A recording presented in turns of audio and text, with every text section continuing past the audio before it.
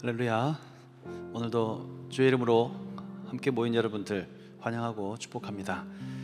우리가 함께 하나님 말씀을 듣고 또 함께 예배하는 기쁨을 누렸으면 좋겠습니다. 이번 주에 우리 말씀 가운데 목요일 말씀인데 예수님께서 너희가 다 나를 버릴 거라고 말씀하시는 장면이 나옵니다. 그래서 목자를 치게 되면 양들이 흩어진다 라고 말씀하시면서 너희가 나를 버리고 도망갈 거다 라고 얘기하니까 우리의 베드로 형님께서 다 버릴지라도 나는 그리하지 않겠습니다 라고 얘기합니다.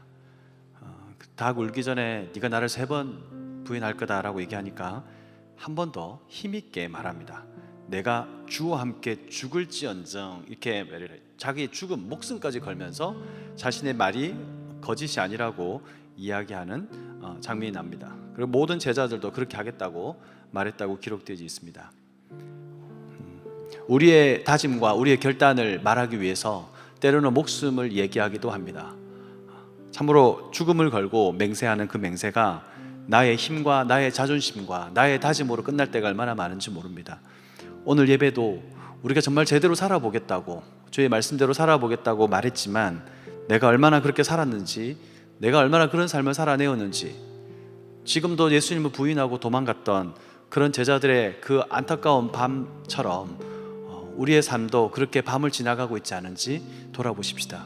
오늘 이 시간 주님 예배하는 그 기쁨 회복해 주십시오라고 감히 말하기 전에 우리 마음속에 있는 예수님을 떠나고 버렸던, 도망가 버렸던 그런 마음들, 예수님 앞에 나오는 것을 부담스러워했던 그런 마음들이 있지 않았는지 돌아보고 우리의 허물과 죄로 예수님이 죽을 수밖에 없었고 예수님 우리를 버리지 않으시고 포기하지 않으셨던 그런 마음들을 돌아보면서 주님, 우리의 마음속에도 그 주님의 마음을 부어주십시오. 우리의 마음속에도 그 주님의 십자가에 못 박히시기까지 우리를 사랑하셨던 그 마음을 가지게 해주십시오. 다시는 주님을 부인하고 다시는 주님을 버리고 도망가지 않도록 오늘 이 시간 주님을 확실하게 만나게 하시고 주님께 완전히 사로잡힌 예배가 되게 해주십시오. 오늘 예배 가운데 그런 놀라운 역사가 일어나게 해달라고 우리 저와 우리 사랑하는 지체들을 위해서 오늘 이 예배를 위해서 우리 다 같이 온 마음 다하여 기도하겠습니다. 주님, 오늘 이 시간에 역사하여 주시고 함께 해주시옵소서. 우리 각자의 심령에 하나님의 함께 하시는 놀라운 역사가 일어나게 하여 주시옵소서. 우리의 다짐과 우리의 혈기와 우리의 여러 가지 많은 고백으로 말미암아 그것이 다 이루어질 줄 알았지만 실제로는 나의 고백과 나의 다짐이 허물어질 수밖에 없었고 나의 다짐과 나의 결단이라는 것이 내가 목숨을 건다고 얘기하면서도 결국에는 배신하고 결국에는 도망가 버린 삶이 아니었는지 돌아보기를 원합니다. 하나님 아버지, 내게 남겨져 있는 것이 나의 아무 의미 없는 다짐밖에 없는 정말 초라한 인생이 아닌지 돌아보게 하여 주셔서 하나님, 내 삶에 변화 없는 것, 내 삶에 아무런 열매 없는 것, 내 삶에 하나님께서 기뻐하시는 모양이 전혀 나타나지 않는 것에 대하여 한탄하고 가슴을 치며 통회하고 주님 앞에 회개할 수 있도록, 주님, 우리의 삶에도 주님을 떠나지 않겠다고 고백하고 결단만 하는 인생이 아니라 참으로 그렇게 살아내는 인생 될 수 있도록 역사하여 주시옵소서. 주님의 그 십자가, 주님의 그 능력과 주님의 은혜가 우리 가운데 차고 넘침으로 말미암아 하나님 아버지 참된 변화가 일어나기를 원합니다. 하나님, 오늘도 그 은혜와 그 사랑을 체험하고 그 은혜를 사모하며 나아가기를 원합니다. 오늘 이 시간 우리 사랑하는 모든 지체들의 마음에 찾아와 주시고 만져주시고 임하여 주시옵소서. 떠나버렸던 인생들이 돌아오게 하여 주시옵소서. 예수님을 버렸던 인생들이 돌아오게 하여 주시옵소서. 주님의 이름을 아버지 자랑스럽게 여기지 못하고 도망가 버렸던 많은 지체들 돌아오게 하여 주시옵소서. 주님 앞에 나아오게 하여 주시옵소서. 주님 앞에 무릎을 꿇게 하여 주시옵소서. 우리의 모든 허물과 죄를 죽을 수밖에 없었던 우리를 불러주시고 하나님의 자녀로 삼아주신 주님의 놀라운 사랑과 은혜에 감격하는 시간 될 수 있도록 역사하여 주시옵소서. 우리의 마음이 하나님을 향한 마음으로 다시금 바뀌어지게 하여 주시옵소서. 오늘 이 자리에 나온 것이 무엇 때문인지, 오늘 이 자리에 왜 나왔는지 주님, 나의 삶과 나의 영혼을 돌아보게 하여 주시고 주님 앞에 부끄럽지 않은 삶 살 수 있도록 우리 모든 것들을 받아주시옵소서. 우리의 전심으로 주님을 찬양하기를 원하고 우리의 온 마음으로 주님을 사랑하기를 원하고 아버지 하나님, 흔들리지 아니하고 포기하지 아니하고 돌아서지 아니하고 멈추지 않고 도망가지 않는 믿음 가지기를 원합니다. 주님, 우리 안에 역사하여 주시옵소서. 내 안에 역사하여 주시옵소서. 우리 사랑하는 공동체, 우리 모든 엘림과 예담의 청년들, 지체들 가운데 넘치게 하여 주시옵소서. 우리가 주님의 얼굴을 더욱더 구하고 나아갈 수 있도록 하나님이여, 오늘 예배 가운데 주님 앞에만 온전하게 나아갈 수 있도록 함께하여 주시옵소서. 간절한 마음으로 주를 찾게 하여 주시옵소서. 간절한 마음으로 주를 부르게 하여 주시옵소서. 우리에게 향하신 주님의 놀라운 뜻과 인자하심과 인도하심을 바라고 기다리며 나아갈 수 있도록 오늘 예배에 살아계신 하나님을 만나는 놀라운 복이 우리 사랑하는 모든 지체들 삶 가운데 있게 하여 주시옵소서. 두려움은 떠나갈지어다. 모든 불안한 마음을 떠나갈지어다. 하나님 앞에 나오지 못하는 모든 죄악된 마음들이 예수님의 보혈로 덮어지고 회복되어지고 새롭게 되는 역사가 일어나게 하여 주시옵소서. 주님 앞에 기쁘고 감사한 마음으로 나오게 하셔서 오늘 이 모든 허물과 죄로 죽었던 우리를 새롭게 하시고 살려주시는 주님을 만날 수 있도록, 주님의 그 은혜 가운데 거할 수 있도록, 주님의 넓은 품 안에 안길 수 있도록 주님 함께하여 주시옵소서. 오 주님, 주님을 바라보는 그 기쁨, 주님과 함께하는 이 기쁨 누릴 수 있도록 우리 안에 놀라운 역사 행하여 주시고 일으켜 주시옵소서. 주님을 사랑하는 마음으로 더욱더 채워주시옵소서. 주님 사랑합니다. 주님 역사해 주시옵소서. 하나님이여, 우리의 마음이 뜨거워지게 하여 주시고 주의 말씀하시는 그 말씀을 따라 새롭게 나아갈 수 있도록 아버지 하나님 함께해 주시옵소서. 주님의 그 사랑으로 덧입혀 주시고 하나님 앞에 나아갈 수 있는 은혜와 사랑을 더하여 주시옵소서. 살아계신 하나님, 주님의 이름을 찬양합니다. 코로나로 인해 예전처럼 마음껏 예배할 수 없는 상황이지만 그럼에도 우리의 예배가 중단되지 않고 계속 함께 예배할 수 있게 하심에 감사드립니다. 우리에게 모든 것을 내어주신 하나님, 우리의 모든 것, 호흡까지도 하나님께로부터 왔음을 고백합니다. 우리는 단 한순간도 하나님 없이는 살아갈 수 없는 존재입니다.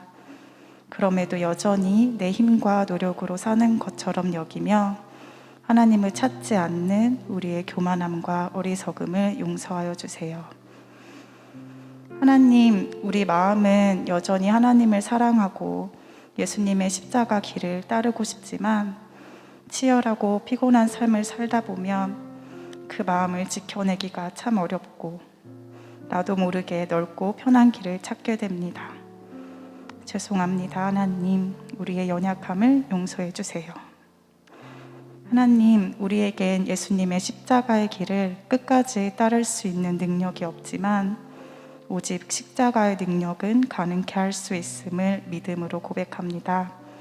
이 시간 하나님 임재하여 주셔서 십자가의 능력으로 예수님을 끝까지 따를 수 있는 우리 모두가 되게 하여 주세요. 하나님, 모든 것이 불확실한 시대 가운데 오직 주님만이 변함없는 진리 되시며 우리가 붙들어야 할 소망 되심을 깨닫는 지혜 있는 우리가 되길 기도합니다. 불의와 거짓과 음란, 하나님을 대적하는 수많은 세상의 가치 속에서 살아가는 우리 청년들을 지켜주시고 몸은 죽여도 영혼은 능히 죽이지 못하는 자들을 두려워하지 않으며 오직 몸과 영혼을 능히 지옥에 멸하실 수 있는 일을 두려워하는 청년들이 되게 하여 주세요. 또한 청년들의 삶에 말씀과 기도가 뜨겁게 일어나게 하셔서 하나님께서 우리를 보내신 가정, 학교, 직장, 공동체에서 거룩함으로 선한 영향력을 끼치는 복음의 증인들이 되게 하여 주세요. 오늘 우리의 예배가 하나님의 임재가 가득한 예배 되길 기도합니다. 몸이 연약한 자들을 치료해 주시고 위로가 필요한 자에게 하나님의 사랑을, 평강을 잃어버린 자들에게 그리스도의 평강을 부어주세요. 공동체를 섬기는 목사님, 부장님, 임원, 리더장, 리더, 모든 사역팀을 축복하여 주시고 모든 청년들이 공동체를 사랑하며 성령 안에 하나 되기를 힘쓰는 엘담 청년부 되게 하여 주세요. 이제 목사님을 통해 선포되는 하나님의 말씀을 듣습니다. 우리에게 들을 귀와 듣는 마음을 주셔서 굳어진 마음이 제하여지고 살처럼 부드러워지는 시간이 되게 하여 주세요. 목사님에게 육체의 강건함을 주셔서 지치지 않게 하시고 성령의 충만함을 주셔서 오직 하나님의 말씀만 선포하게 하여 주세요. 우리의 마음과 뜻과 힘을 다해 주님을 예배하기 원합니다. 우리에게 모든 것을 내어주신 주님께 우리도 우리의 모든 것을 드리는 예배가 되게 하여 주세요. 우리가 구하고 생각하는 것 이상으로 더욱 넘치게 역사하실 주님을 찬양합니다. 사랑합니다. 우리에게 모든 것 내어주신 예수님의 이름으로 기도합니다.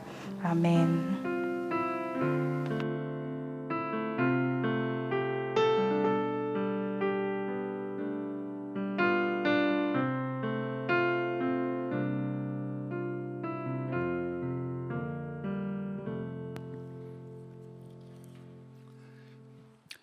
네, 잠시 광고 드립니다. 이번 주 생일 축하드립니다. 예빈 자매, 유나 자매, 그리고 준호 형제, 우리 현주 형제 모두 축하드리고요. 이번 주에 또 좋은 일이 더 많았으면 좋겠네요. 그리고 우리 주3 비용들을 이렇게 좀 납부를 해주시면 좋겠습니다. 그래서 연납을 환영하고 이렇게 주보에 나와 있는 계좌로 입금해 주시면 좋겠고요. 성경통독 모임 계속하고 있으니까 여러분들 참여하시면 되고, 또 여러분이 만들어도 됩니다. 이렇게 계속 진행되고 있는 거 감사드리고요. 다 읽고 나면 이렇게 열린 노트 성경이라고 이렇게 엘담 청년부 로고가 박혀 있는, 아빈으로 찍혀 있어요. 지워지지 않아요. 이렇게 아빈으로 박혀 있는 적을 수 있는 성경입니다. 적을 수 있는 성경을 선물로 받을 수 있는 자격이 생깁니다. 아직도 저한테 많은 분들이 말을 해주셨어요. 예, 많은 분들이 말했는데 한 명도 안 가져갔습니다. 그래서 좀 가져가 주실래요? 우리 집에 지금 많이 쌓여 있는데. 그래서 마음이 너무 아픕니다. 그래서 이제 엘림 지체들 눈치 볼 거 없이 가져가셔도 될 것 같아요. 엘림 지체들이 가져갈 마음이 전혀 없는 것 같아요. 그러니까 예담 지체들도 그냥 말씀하시면 선착순으로 배부가 되겠습니다. 가져가셔서 또 귀한 또 공부, 또 GBS 신앙 연구에 또 사용하면 좋겠습니다. 네, 우리 지방에 있는 지체들 방황하고 힘들지 않도록 계속 기도해 주시고, 열심을 내서 또 주일마다 올라오는 지체들 하나님께서 그 신앙의 열심 가운데 또 은혜를 주실 줄 믿고, 예배 가운데 예배 때마다 시간마다 하나님을 만나는 놀라운 복이 있기를 바랍니다. 다른 것들은 주보를 참고하시고요. 네, 오늘 말씀 보겠습니다. 말씀은 마가복음 14장 1절부터 9절까지 말씀이고, 이 말씀은 예수님을 죽일 흉계를 꾸미고 있는 사람들과 예수님의 죽으심이긴 하지만 그 죽으심을 준비하는 사람과의 어떤 상반된 구조가 나와 있습니다. 우리가 알고 있는 향유 옥합을 깨뜨려서 예수님의 머리에 부었던 여인에 대한 이야기가 나오고, 그 앞에는 예수님을 죽이려고 모의하는 사람들의 이야기가 대조적으로 나와요. 함께 말씀을 보도록 하겠습니다. 교독할게요. 이틀이 지나면 유월절과 무교절이라 대제사장들과 서기관들이 예수를 흉계로 잡아 죽일 방도를 구하며, 예수께서 베다니 나병 환자 시몬의 집에서 식사하실 때에 한 여자가 매우 값진 향유 곧 순전한 나드 한 옥합을 가지고 와서 그 옥합을 깨뜨려 예수의 머리에 부으니,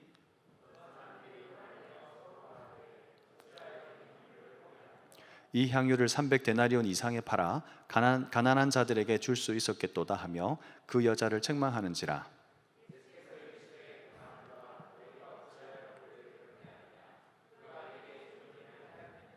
가난한 자들은 항상 너희와 함께 있으니 아무 때라도 원하는 대로 도울 수 있거니와 나는 너희와 항상 함께 있지 아니하리라.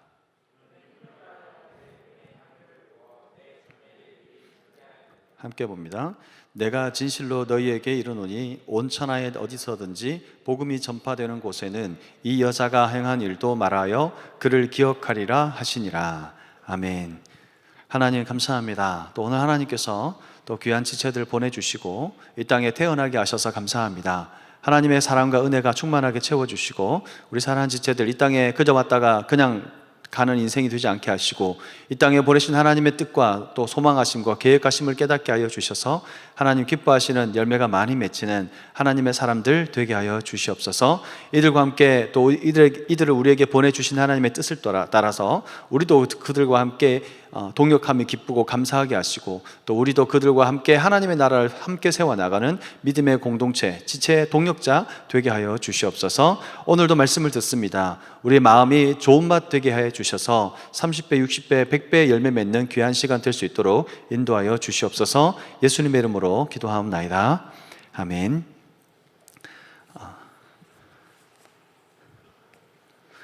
자, 여러분들 책 이거 그 가방에 다 넣고 다니시죠? 남자들을 위해서. 남자는 핑크 아닙니까? 핑크. 핑크 옷 입고 있는 채도 있네요. 예.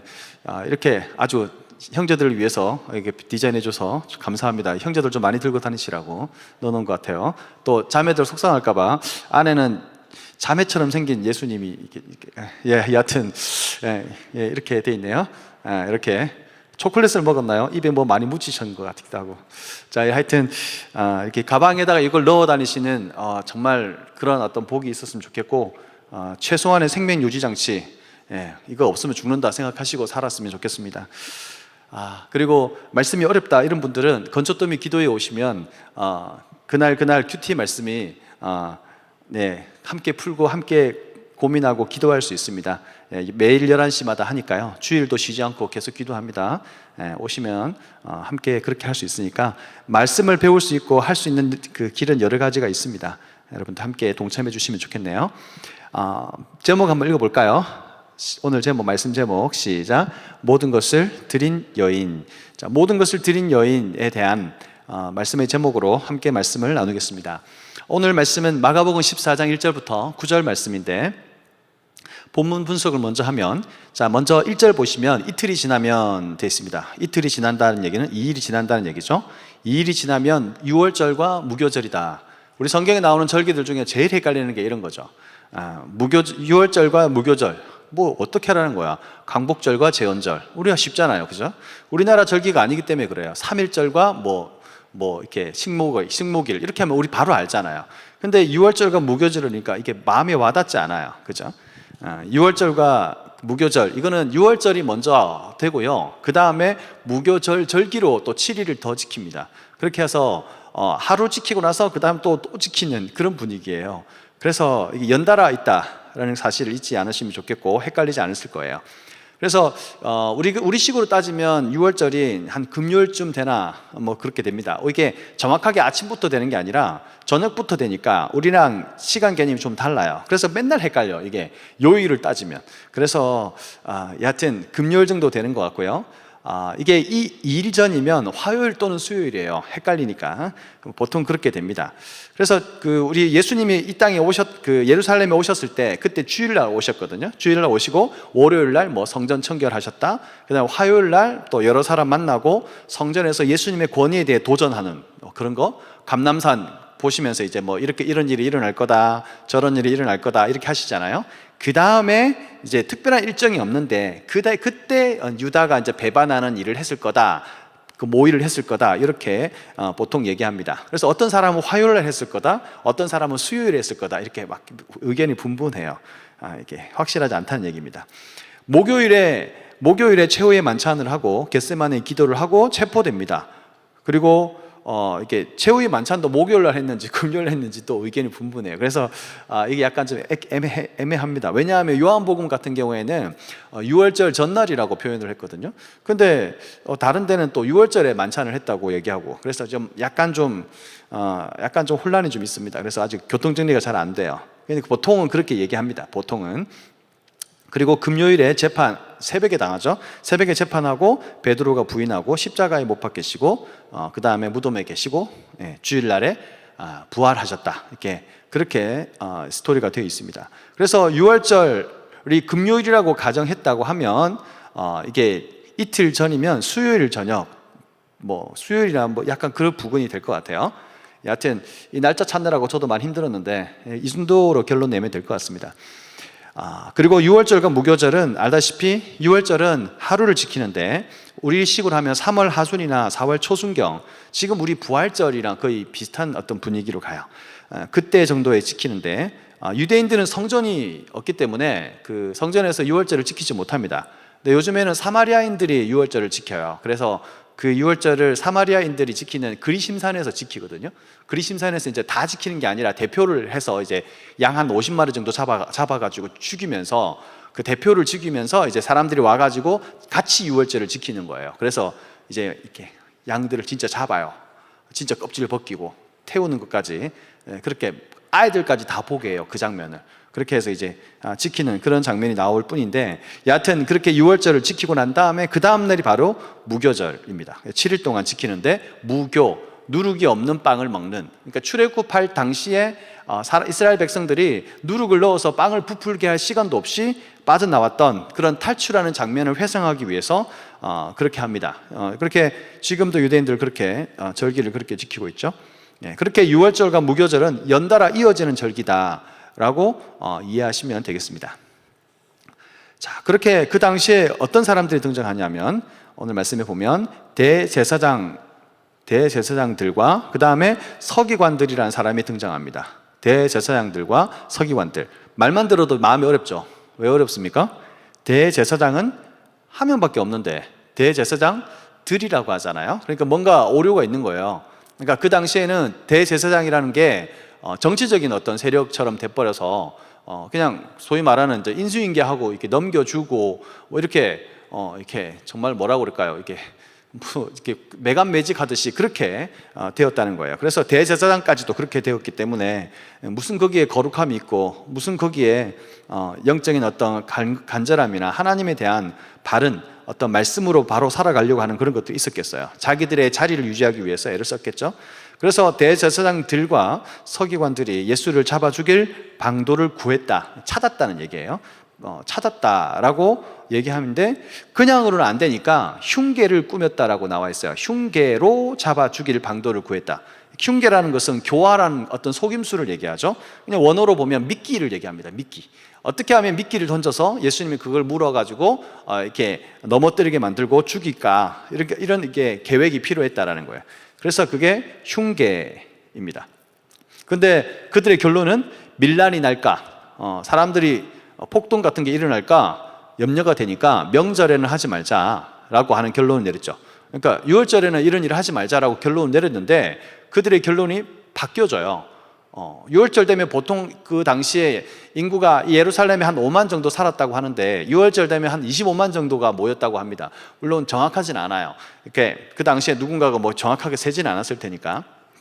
하여튼 그 정도 많은 사람들이 많이 모이니까, 왜냐하면 12살 이상 모든 남자는 다 유월절을 예루살렘에서 지켜야 되니까 사람들이 각지에서 몰려오는 거예요. 외국에서도 많이 오고 그런 식으로 되는 거예요. 그러니까 그런 식으로 이렇게 유월절이 지키게 되면 사람들이 이 사건을 알게 되면 분노하게 되니까 하지 말자고 그렇게 결론을 내렸는데, 그죠? 그날 또는 그 다음 날에 가룟 유다가 찾아와서 거래를 제안하네요.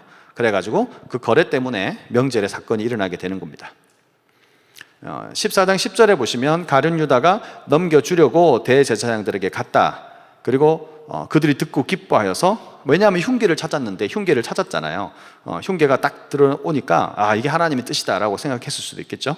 그래서 돈을 주기를 약속하고 그 다음에 유다가 예수를 어떻게 넘겨줄까 하고 기회를 찾게 되는 그런 장면이 벌어지게 됩니다. 그 사이에 이 향유 사건을 넣은 거예요. 약간 좀 의도성이 있어 보이죠? 사실 이 향유 사건은 이 당시에 일어난 게 아니라 그 전에 일어났어요. 그러니까 요한복음에 의하면 이거는 그 예루살렘 들어오고 나서 일어난 게 아니라 예루살렘 들어오기 전에 일어난 사건입니다. 그래서 이거를 여기다가 딱 집어넣으니까 상당히 대조가 되잖아요. 이런 어떤 의도가 좀 있는 것 같아요. 자, 여하튼 우리가 소위 말하는 육하 원칙에 의해서 한번 말씀을 한번 볼게요. 자, 이 향유 사건이라고 할 수 있는 이 사건은 누가 일으킨 겁니까? 누가 아니고 누가 일으킨 거예요? 예, 누가가 아니고 어디 나와요? 자, 3절의 말씀해 보시면 한 여자가 되어 있습니다. 한 여자가 일으킨 거예요. 한 여자가 이 일을 한 겁니다. 마태복음에는 26장에 보면 똑같이 그 마가복음과 동일한 본문이 나오는데, 요한복음 12장에는 뭐라고 나오냐면 이 사건의 대상이 죽었다가 살아난 그 나사로의 동생이었던 마리아라고 특징해서 나와 있어요. 그래서 마리아가 아마 그 여자가 아닐까라고 봅니다. 그러면 언제 그런 일이 일어났냐? 여기 언제를 특정할 수 있는 건 뭡니까? 딱히 없잖아요. 시몬의 집에서 식사하실 때라고밖에 안 나와 있네. 식사하실 때라고밖에 안 나와 있죠. 근데 요한복음은 아까 말씀드린 대로 6월절 6일 전이라고 분명하게 명시하고 있어요. 요한복음 12장 읽어보시면 6월절 6일 전이라고 나와 있습니다. 그러니까 6월절 6일 전이니까 이게 예루살렘에 들어오기 직전이 되는 거예요. 그러니까 6월절 6일 전에 마리아가 이 일을 했는데 식사하실 때 했다. 그리고 어디서 이런 일이 벌어졌냐면 어디서 벌어졌다고 나와요? 3절의 말씀에 보시면 베다니에 있는 나병 환자 시몬. 여기 아마 나병 환자 시몬은 나병이 걸렸었던 시몬이라는 사람이에요. 그러니까 병을 벌써 이 고침을 받았는데 아직도 나병 환자 시몬이라고 하는 이름으로 불렸다는 거예요. 여하튼 시몬이라는 사람이 많았기 때문에 그렇게 불렀는지는 모르지만 나병 환자 시몬의 집에서 이런 일이 있었다라는 거예요. 그럼 무엇을 했을까? 무엇을에 해당되는 것은 뭘까요? 무엇을 보시면 한 여자가 다음에 매우 값진 향유 곧 순전한 나드 한 옥합을 가지고 왔어요. 그러니까 매우 값진 향유라고 표현되어 있는 이 향유는 제자들의 계산에 의하면이에요. 우리 계산이 아니라 제자들이 계산을 해줬어요. 친절하게 5절에 보시면 300데나리온 이상이라고 되어 있죠. 300데나리온 되어 있는데 300데나리온은 데나리온이라는 뜻은 보통 노동자들의 하루 임금 정도 됩니다. 평균적으로. 그래서 어떻게 말할 수 있냐면 300데나리온이니까 우리가 주 5일제를 적용하면 조금 모자랄 수 있지만 주 6일이었으니까 이때는 주 6일 근무했다고 치면은 52주를 빼면은 정확하게 365에서 51을 빼면 거의 300일 조금 넘죠. 그래서 아마 1년 연봉 정도 된다라고 생각하면 됩니다. 그러니까 하루에 뭐 5만 원 버는 분이면 1년 연봉이면 어떻게 될까요? 네, 그렇게 되고 하루에 10만 원 버는 분이면 네, 그렇게 되겠죠. 이렇게 보통 노동자의 1년 연봉 정도 됩니다. 아무리 월급쟁이가 열심히 돈을 모아도 연봉만큼 돈을 모을 수는 없잖아요. 그러니까 이게 한 해 두 해 모인 돈이 아니란 말이에요. 모인 것이 아니란 말이죠. 그의 의미 부여를 하면 됩니다. 순전한 나드라는 것은 나드라고 하는 그 향료를 얘기하죠. 기름입니다. 기름, 향기가 나는 기름을 얘기하는데 이것을 그 옥합이라고 하는데 보관을 해놓은 거예요. 옥합은 석고로 만든 상자 같은 걸 얘기합니다. 석고니까 잘 깨질 수 있겠죠. 그러니까 그 석고로 만든 상자 같은 건데 거기다가 이제 향유를 집어 넣어 놓고 있다가 예수님 앞에 가지고 온 거예요. 그래서 어떻게 했습니까? 어떻게 했냐면 그 옥합을 3절 하반부에 깨뜨려 예수의 머리에 부었다라고 얘기하고 있어요. 예수님의 머리에 부었다라는 것은 어떤 의미가 막 떠오릅니까?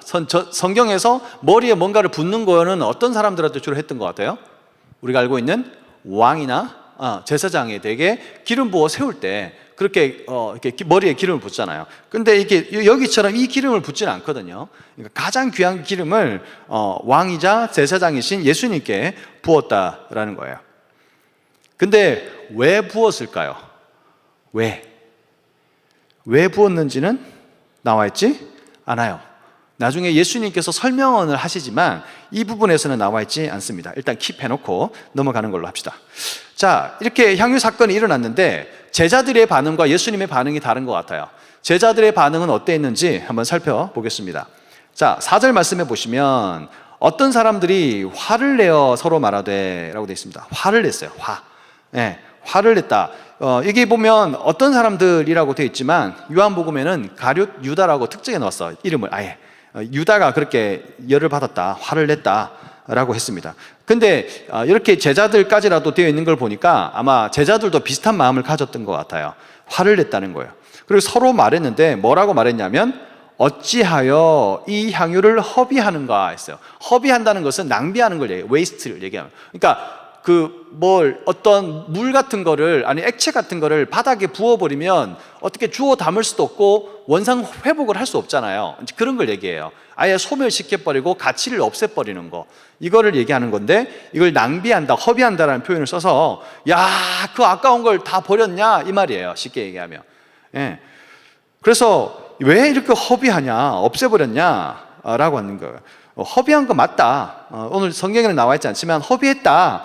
이게 5절에 보면 아무 말도 안 써 있는데 이게 왜냐하면 이 빠져 있어요. 5절 앞에. 왜 이렇게 허비했다? 왜냐하면 이 향유를 300데나리 이상에 팔아서 가난한 자들에게 나누어 줄 수 있었기 때문이다 라는 뜻이에요. 300데나리온 이상에 팔아서 가난한 사람들에게 나누어 줄 수 있었기 때문에 네가 한 거는 허비한 거야, 낭비한 거야, 소멸시킨 거야, 아이고야 다 쏟아버린 거야, 아이고야 안타깝다, 너무나 아깝다, 이런 말입니다. 자, 여기까지 들으면 제자들의 반응은 뭡니까? 대단히 합리적입니다. 대단히 마음에 와닿아요. 오, 정말로 내가 봐도 누가 봐도 그렇게 말할 수 있을 것 같아요. 그래서 여자를 책망했다라고 표현합니다. 그래서 모두가 여자를 5절 마지막 부분에 그 여자를 책망했다. 여기 책망하다는 뜻은 비난하다는 뜻이에요. 또 원어적인 표현은 화내서 씩씩거리다 이런 뜻이거든요. 화가 나가지고 씩씩거릴 정도로 엄청 대노했네요. 마치 예수님이 성전 청결할 때 장사하는 사람들의 그 상을 엎고 이렇게 막 이렇게 의자 같은 거 엎어버리는 것처럼 완전히 씩씩대고 화를 내는 그런 장면이 그 여자를 향해서 그런 분노를 쏟아내고 있는 거예요. 여자를 책망할 때 가룟 유다의 마음이 바로 이런 마음이었고, 그 유다의 마음의 그 본심이 뭐라고 설명하고 있냐면 요한복음 12장에 살펴보면 그는 도둑이다. 도둑이기 때문에 12장 6절에 보면 가난한 자들을 생각함이 아니요 그는 도둑이라 돈꾀를 맞고 거기 넣는 것을 훔쳐감이라라 되어 있습니다. 그러니까 가룟 유다는 그 돈깨를 맡아가지고 사용하다 보니까 여기 있는 것들을 좀 뭔가 약간 좀 횡령 같은 걸 했나 봐요. 그래서 돈에 대해서 사로잡힌 사람이었기 때문에 뭔가 보면 전부 다 돈으로 보였나 봐요. 돈으로 계산하면 이렇게 되는데 왜 이랬지? 이렇게 해야 저렇게 될 텐데, 아니 살림하는 사람이라면 좀 더 계산이 빨라질 수밖에 없는 거는 여러분 인정해야 됩니다. 그죠? 여러분의 어머니나 여러분 집에서 살림을 담당하는 분, 여러분 스스로가 자신이 될 수 있겠죠? 그런 분들은 계산이 좀 빨라요. 어느 마트에서 두부가 1,000원 한다, 어느 마트에서는 1,200원 하는데 그러면 그 마트 안 가고 1,000원 하는 데로 가요. 이런 거 있잖아요. 마음이 와닿지 않죠? 이런 게 와닿아야 됩니다, 여러분. 와닿아야 돼요. 그래야 팍팍 들어옵니다. 그래서 지나가다가 두부를 볼 때마다 가격을 보게 되는 그런 습관이 생겨요. 가룟 유다의 마음이 충분히 이해됩니다. 충분히 이해되고 공감해요. 정말 모든 것을 공감하시네. 정말 공감할 수 있어요. 근데 공감했는데 문제는 뭐냐면 도둑이었단 말이에요. 그런 마음 자세를 가지는 것은 돈을 맡은 사람의 당연한 본분일 수 있어요. 그러나 그것은 예수님과 상관없는 일이었고, 그것은 예수님을 바라봄의 역사가 아니라 돈을 바라보니까 돈이 인생의 주인이 되어버리고, 어떻게 하면 돈을 더 많이 벌까? 어떻게 하면 돈을 여기에다가 많이 좀 확보를 해놓을까? 라고 하는 마음이 들다 보니까 이제 하나님의 사역이고 뭐고 간에 무조건 돈으로 보인 거예요. 돈의 모든 것을 다 걸고 돈의 모든 것의 가치 기준이 된 거예요. 그렇지 않습니까, 여러분? 그래서 저와 여러분의 삶도 이런 돈이 모든 것의 가치 기준이 되어버리면 정말 비참한 인생이 될 수밖에 없습니다. 그래서 가룟 유다가 그렇게 변질되고 그렇게 변화된 것을 이 말씀을 통해서 알 수 있는 거예요. 예수님께서는 이 상황에 대해서 어떻게 말씀하시는가? 오늘 말씀에 보니까 6절에 보시면 가만두라라고 되어 있습니다. 가만두라. 그 다음에 두 번째는 괴롭게 하지 말라. 세 번째는 뭡니까? 가만두라, 괴롭게 하지 말라. 그가 내게 좋은 일을 했다라고 얘기하고 있어요. 그러니까 가만두어라, 괴롭게 하지 말아라, 예수님한테 좋은 일을 한 거다라고 이야기하고 있어요. 뒷부분에 나와 있지 않지만 동일한 선상에서 보면 지금 예수님과 누구를 비교하고 있습니까? 가난한 자들을 비교하고 있어요. 그러니까 예수님과 가난한 자들을 비교하고 있는데, 가난한 자는 항상 너희와 함께 있고 아무 때라도 원하는 대로 도와줄 수가 있다. 그런데 나는 너희와 항상 함께 있지 않을 거다. 아무 때나 원하는 대로 섬길 수 또는 도와줄 수가 없을 거다라고 얘기하십니다. 그래서 예수님께 좋은 일을 할 건지 가난한 자에게 좋은 일을 할 건지에 대한 선택의 문제에서 이 사람은 예수님께 좋은 일을 한 거다. 그러니까 괴롭게 하지 말고 가만두어라 라고 이야기하고 있습니다. 동일하게 오늘 7절 말씀 앞에도 왜냐하면이 빠져 있어요. 그가 내게 좋은 일을 했다. 왜냐하면 가난한 자들은 항상 너희와 함께 있겠지만, 그래서 아무 때라도 원하는 대로 도와줄 수 있지만 나는 너희와 항상 함께 있지 아니하기 때문이다 라고 하는 이야기를 하신 거예요. 예수님의 뭐라고 또 더 부연 설명하시냐면 예수님의 장례를 미리 준비했다 이런 표현을 하십니다. 여기서 약간 좀 마음이 어려워져요. 왜냐하면 제자들은 예수님의 장례에 대한 이야기, 예수님의 죽으심과 부활하심에 대한 이야기를 들었습니까? 못 들었습니까? 들었어요. 들었는데 그걸 잘 받아들이지 못하고 쉽게 믿지 못한 것 같아요. 그러니까 예수님의 장례가 어떤 의미로 다가왔는지 잘 못 느꼈나 봐요. 그래서 그 감람산 비유까지 다 들었는데도 불구하고 뭔가 마음의 변화가 잘 없었던 것 같아요. 혼란스럽기만 했나 봐요. 그런데 우리가 알기로는 이 마리아라는 사람은 예수님의 죽으심과 부활에 대한 이야기를 들었을까요? 못 들었을까요? 확실하진 않아요. 모르겠는데 나사로가 죽었을 때 마리아와 마르다를 찾아가시잖아요. 그리고 죽었던 나사로를 살리기 직전에 대화하는 장면이 나올 때 뭐 죽은 자를 살린다 이런 말이 나오죠. 그러면서 대화를 하고 주고받고 하는 것들로 봐서 예수님께서 거기에 가서 아마 베다니에서 계속 이렇게 숙소를 이렇게 거기에서 주무시지 않으셨을까 추측이 됩니다. 여하튼 베다니 마을에 가셨을 때 계속 그런 말들을 하셨을 수도 있겠다라는 생각은 들어요. 그래서 마리아가 그걸 듣고 아마 뭔가를 해야 되겠다라고 하는 마음을 가지지 않았을까. 어디까지나 저의 추측입니다. 성경에 나와 있지 않아요. 가능할 수는 있겠다. 그래서 예수님께서 마리아가 그렇게 헌신하고 이렇게 쏟아붓는 거는 나를 위해서 한 거다. 나의 죽음을 위해서 한 거다. 여기 장례를 준비한다는 의미는 뭐냐면 죽은 시체에게 바르거든요. 그러니까 이게 완전히 죽음을 완전하게 얘기하는 거예요. 죽음을 암시하는 어떤 그런 거란 말이죠. 그래서 여기 나와 있는 것은 나의 죽음을 말하는 거니까 이거는 상당히 무게감이 있는 거잖아요. 그러니까 마리아가 그것을 알았는지 몰랐는지는 알 수 없지만 예수님은 장례를 준비하는 거라고 딱 선언하셨기 때문에 마리아가 알았을 가능성도 있다라고 저는 보는 거예요. 여하튼 어떻게 됐든지 마리아는 예수님의 그 죽으심을 자기가 할 수 있는 마음대로 표현하고 싶었던, 그래서 정말로 그 죽으심에 대해서 너무 안타까워하는 마음이 있었던 것 같고 그 죽으심에 대해서 가치 부여를 하고 싶었던 마음이 있었던 것 같아요. 그래서 그 모든 것들을 다 드리지 않았을까라고 생각해 볼 수 있습니다. 그래서 예수님께서 놀랍게도 복음이 전파되는 곳에는 예수님의 이름이 전파되겠죠. 그곳에는 이 여인이 한 일도 같이 기억될 거다라고 표현을 하십니다. 따라서 이 말씀은 뭡니까? 복음의 내용에, 복음의 그 결과에 포함되어질 내용이다라는 거예요.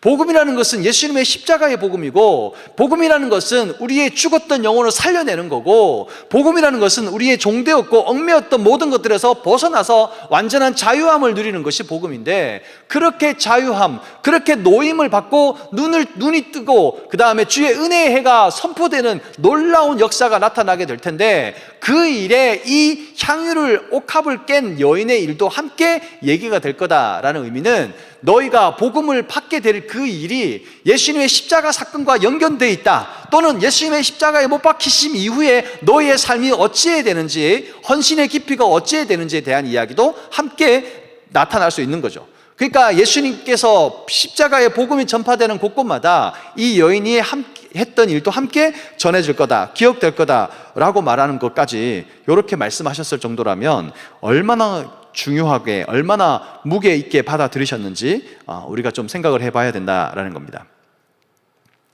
오늘 말씀은 여기까지 살펴봤고요. 우리가 이 말씀을 가지고 그럼 적용점을 어떻게 찾아볼 수 있을 것인가를 저는 세 가지를 한번 살펴봤습니다.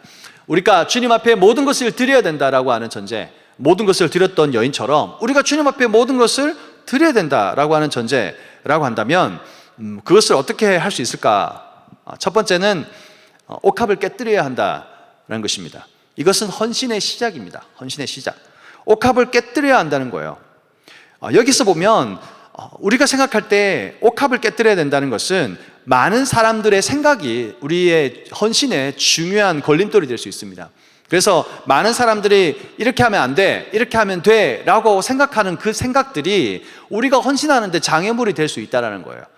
여기서 많은 사람들은 누굽니까? 여기서 말하는 많은 사람들은 소위 말하는 대제사장들과 서기관들일 수 있겠죠. 종교 지도자들의 생각들을 따라가는 것일 수 있습니다. 그 지도자들의 그 모든 생각과 판단을 따라갈 수 있겠죠. 그런데 그것을 깨뜨려야 된다는 거예요. 지도자들의 그 행동을 따라가지 말고 지도자들의 말씀은 따라하라고 예수님께서도 분명히 말씀하셨습니다. 서기관들과 바리새인들에 대한 이야기를 하시면서 마태복음 23장 3절에 보면 무엇이든지 그들이 말하는 바는 행하고 지키되 그들이 행하는 행위는 본받지 말라고 했거든요. 그들이 말하는 말씀은 분명히 살아계신 하나님의 말씀이니까 듣고 행하고 지키는데 그들이 행하는 행위는 본받지 말라고 했거든요. 우리가 옥합을 깨뜨려야 된다. 우리가 주님 앞에 헌신하고 나아갈 때에 가장 걸림돌이 되는 것은 다른 사람의 시선과 판단과 그런 생각들이 우리 마음과 생각들을 좌우할 때가 많다는 거예요. 거기에 좌우되다 보면 헌신하고 싶고 주님 앞에 모든 것을 드리고 싶은데 자꾸 눈치가 보여. 사람들이 어떻게 생각할까? 사람들이 이걸 하게 되면 나를 대해서 어떻게 생각할까? 라고 하는 것들이 나를 두렵게 만들고 내가 헌신하려고 하는 것들을 힘들게 만들어요. 그런 것들이 고이고이 옥합에 갇혀져 있단 말이에요. 그것을 깨뜨려야 된다는 거예요. 다른 사람들의 생각이나 말씀을 따랐다면 마리아는 아마 향유를 붓는 대신 예수님을 못 박는 일들에 동참했을 거예요.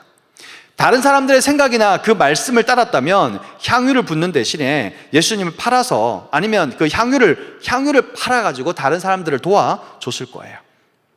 정말입니다. 그렇게 했을 거라고요. 진짜 그래야 되지 않을까요? 제자들까지 다 뭐라고 그러고 그냥 뭐라고 하는 게 아니래요. 화가 나서 씩씩거릴 정도로 뭐라고 하고 어떻게 그렇게 낭비하냐고 그러고 내가 들어도 그 말이 맞는 것 같기도 하고 그러니까 얼마나 마음이 흔들리고 그랬겠어요. 그러니까 이 중심을 잡지 못하는 그 상황이 될 수밖에 없는 거란 말이죠. 다른 사람의 생각이나 말씀을 따를 필요가 없다.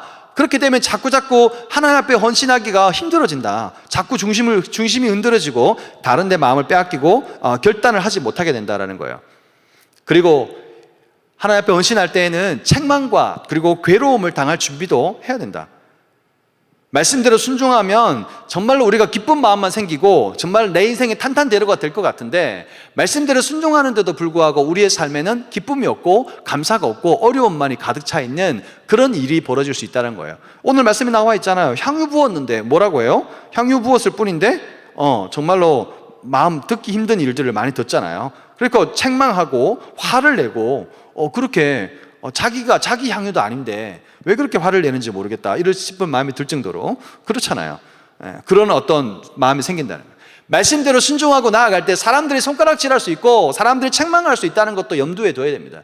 그렇게 헌신이 시작된다는 것은 이런 우리의 고정관념과 이런 사람들을 의식하는 우리의 마음과 그리고 사람들이 정죄하고 판단하고 뭐라고 하면 어떡하지? 라고 하는 이런 모든 불안한 마음들까지도 다 깨뜨려야 됩니다. 그걸 깨뜨려야만 헌신이 시작되는 거예요. 그러지 않으면 계속 그것에 그냥 담겨져 있는 것 뿐이고 아무런 영향력도 아무런 가치도 없는 하나님께 아무 상관없는 것으로 없어지고 말 것입니다.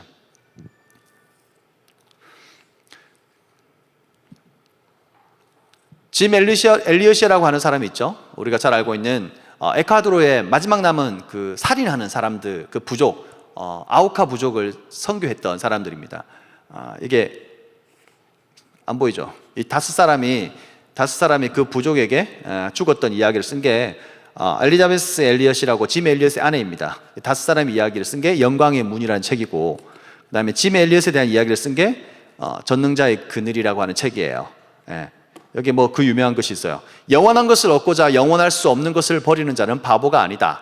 어리석은 것이 아니다. 이렇게 번역되기도 하는데 영원한 것을 얻고자 영원하지 않은 것을 버리는 것은 어리석은 것이 아니다. 바보가 아니다.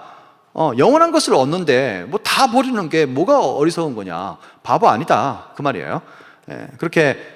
그런 책들을 쓴 사람입니다. 근데 이 젊은이들 다섯 사람이 이 장례가 총망받던 이 다섯 사람이 죽임을 당했어요.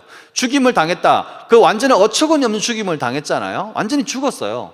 그 죽음을 당했을 때 어떻게 신문이 났냐면 이게 얼마나 정말 안타까운 죽음인가 낭비인가라고 하는 미쳤나 봐 진짜. 왜 이런 기사를 썼는지 모르겠는데 그런 기사를 썼단 말이에요.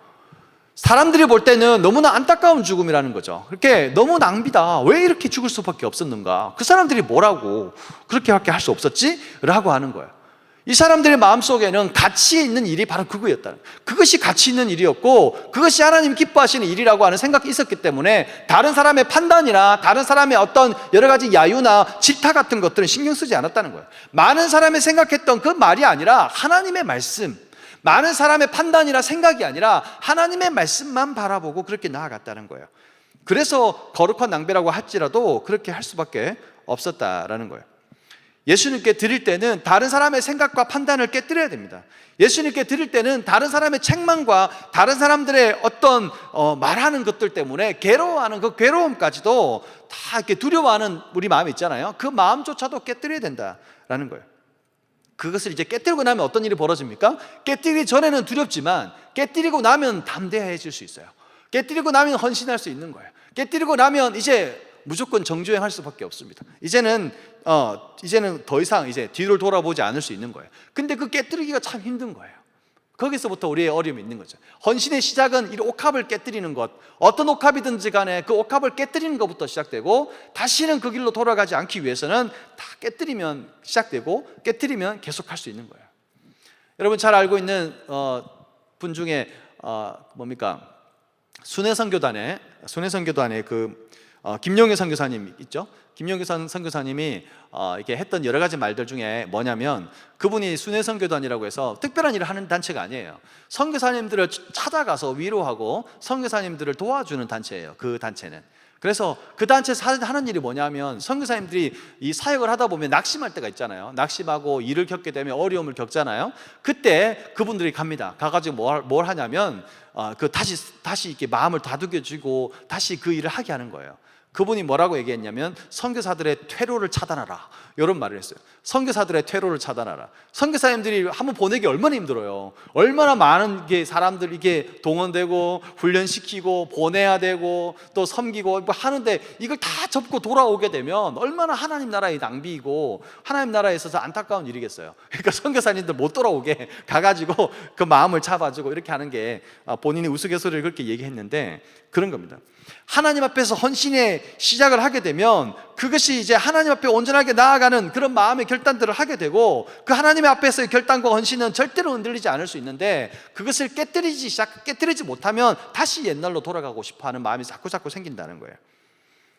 깨뜨리지 못하는 것은 아직도 아깝기 때문이 아닌지 한번 돌아봐야 됩니다.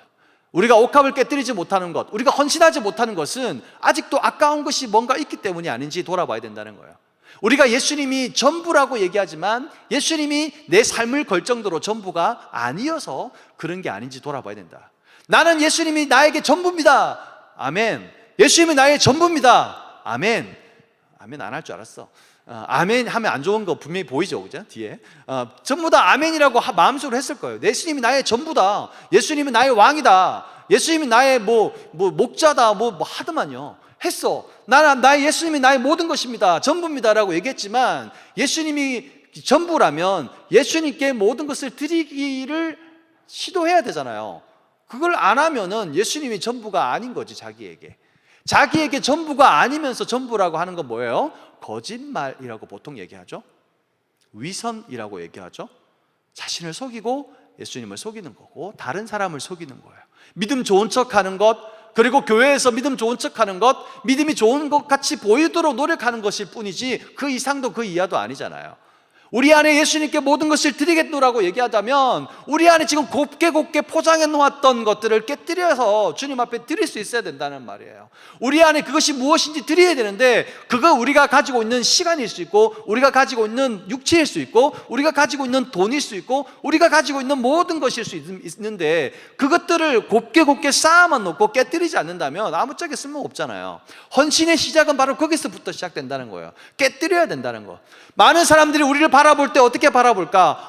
저렇게 하면 이렇게 될 텐데, 이렇게 하면 저런 말이 나올 텐데, 두려워하다 보면 언제 헌신하고 언제 주님 앞에 나아가고 언제 주님께 드리겠어요? 그럴 수 없잖아요. 전부를 드린다고 모든 것을 다 잃어버리지는 않습니다. 소유권을 주님 앞에 드리는 거예요. 주님께서 쓰시겠다고 하면 그냥 내어드리면 되는 거고, 주님께서 쓰시겠다고 하면 흘려보내면 되는 거고, 우리가 가지고 있는 것이 1,000,000원이면 1,000,000원을 드리면 되고, 우리가 가지고 있는 것이 100원이면 100원 드리면 되는 거잖아요.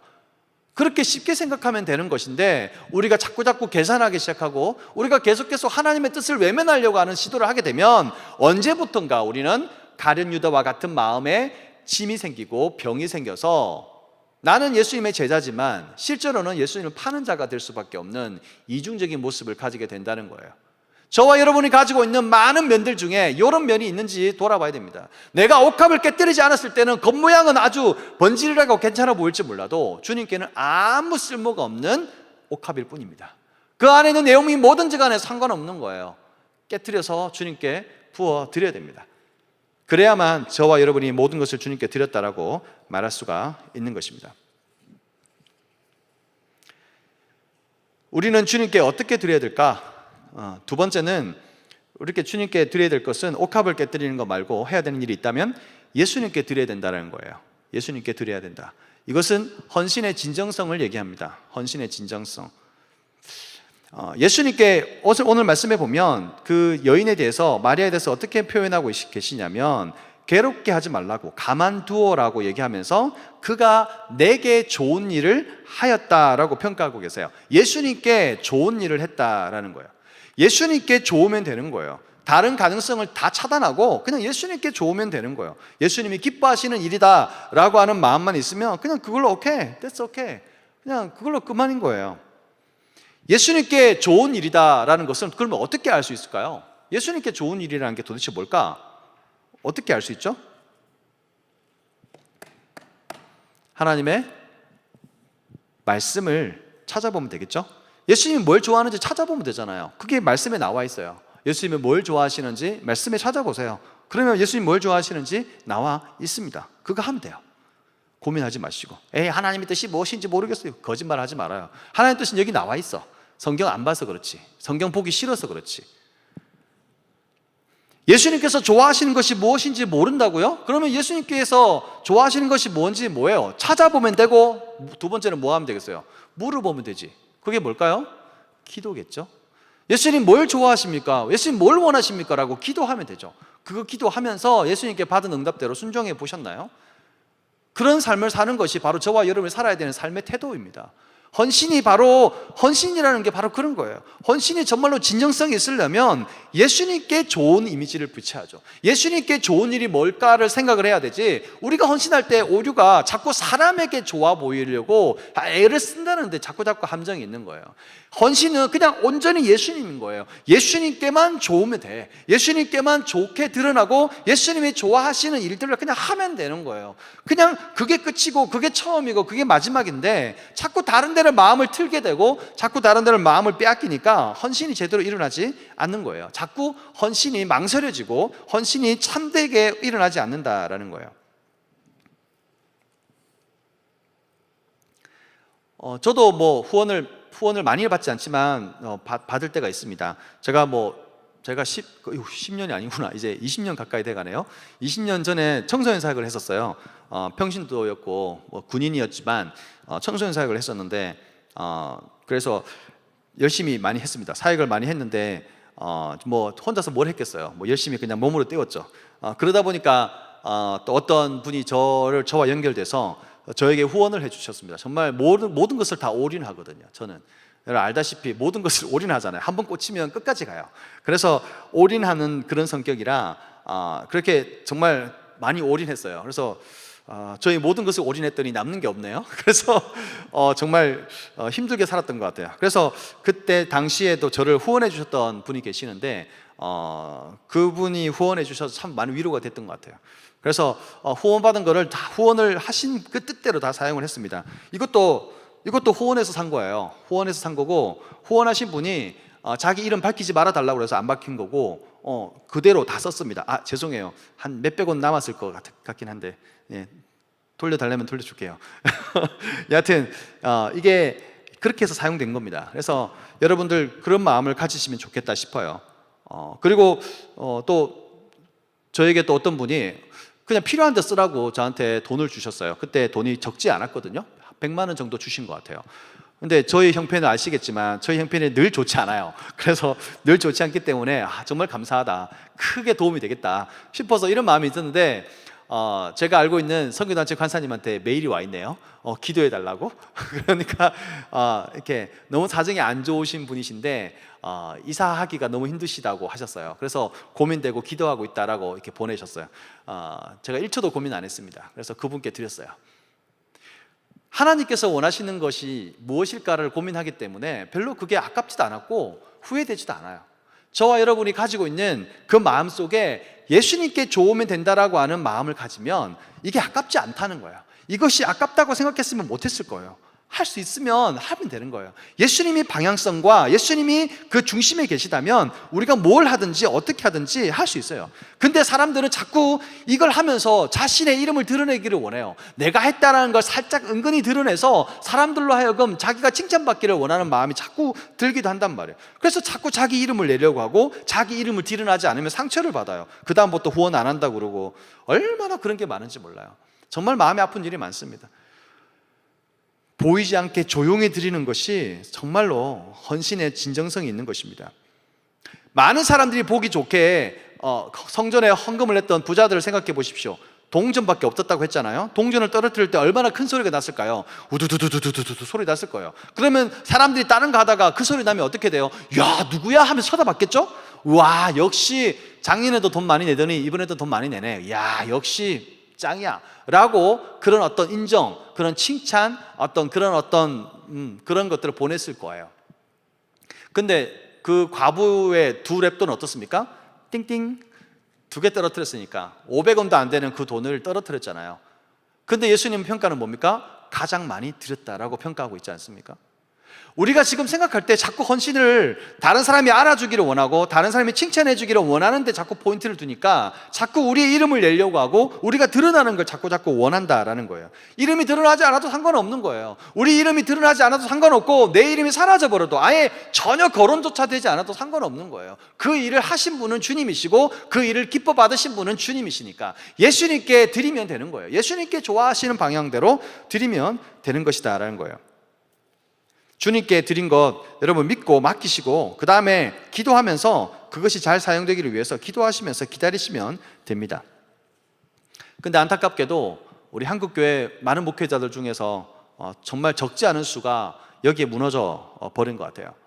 교육자들 중에서 돈에 무너진 사람이 얼마나 많은지 몰라요. 제가 알고 있는 목사님들 중에서도 그렇게 어려운 일을 당하셨습니다. 그것 때문에 담임 목사직에서 이제 이렇게 나가시게 되고 너무나 능력도 많으시고 좋은 분이셨는데 제가 있을 때도 뭔가 좀 이상한 게 많았었어요. 그래서 제가 좀 찝찝한 것도 많았고 마음에 걸리는 것도 많았는데 역시나 그것이 드러나고야 말았습니다. 그래서 너무나 안타깝게 그렇게 되셨어요. 그래서 너무나 이 부분은 정말 조심해야 됩니다. 이런 교육자들이 정말 잘못했다, 방향을 잘못 잡아주고 있다, 뭐 이런 거 여러분 어릴 때 많이 들었을 거예요. 뭐 장로가 되기 위해서는 뭐 얼마를 헌금해라, 뭐 권사나 안수집사 되면 얼마나 헌금해라. 뭐 우리 교회는 그렇지 않지만 그런 교회들 얼마나 많았는지 몰라요. 그래서 시험에 들고 그것 때문에 상처받은 사람들이 얼마나 많은지 모릅니다. 말은 허울 좋죠. 교회를 위해서 헌금하고 헌신하는 건데 그게 뭐 아깝냐라고 얘기할 수 있을지 몰라요. 돈 많은 사람들에게는 그게 어려운 일이 아닐 수 있지만 돈이 부족한 사람들에게는 그게 헌신이고 기쁨이 아니라 시험거리일 수밖에 없습니다. 그거 정말 하나님 앞에 한국 교회가 회개해야 된다고 생각합니다. 하나님께서 원하시는 모습은 자기 이름을 드러내거나 미안하지만 이 예배당을 또는 어떤 자기 담임 목사의 어떤 권위를 세우기 위해서 뭔가를 하려고 하는 그런 어떤 헌금이나 헌신을 요구하는 것이 아니라 예수님께서 뭘 원하시는지에 대한 초점을 맞춘 상태에서 이 헌신이 딱 나아가야 되는 거예요.